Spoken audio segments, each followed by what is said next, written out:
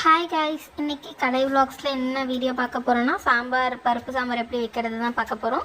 இதுக்கு வந்து ஒரு கப் துவரம்பருப்பு, ஒரு தக்காளி, 3 பல் பூண்டு, ஒரு பச்சை மிளகா, அப்புறம் கொஞ்சம் உப்பும் மஞ்சத்தூளும் போட்டிருக்கேன். அதில் 2 உப்பு. இதில் 7 விசில் விட்டு எடுத்துக்கிறேன்.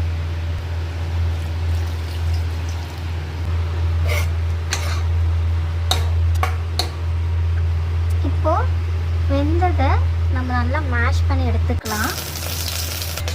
இப்போ ஒரு குண்டா எடுத்துட்டு அதில் எண்ணெய் விட்டு அதில் கருவேப்பிலை பருப்பு போட்டு அதுக்கப்புறம் கொஞ்சம் கருவேப்பிலை போட்டு நம்ம கடைஞ்சி வச்சிருக்க சாம்பார் பருப்பு எடுத்து ஊற்றிக்கலாம். அந்த பருப்பில் நம்மளுக்கு எவ்வளோ சாம்பார் வேணுமோ அந்த அளவுக்கு தண்ணி ஊற்றி கலந்து ஊற்றிக்கலாம். அப்புறம் 5 மினிட்ஸ்லேயே நல்லா கொதி வந்துடும். கொதி வந்தோடனே நம்ம ஸ்டவ்வை ஆஃப் பண்ணிக்க வேண்டியதான். நம்ம சாம்பார் ரெடி ஆகிடுச்சு.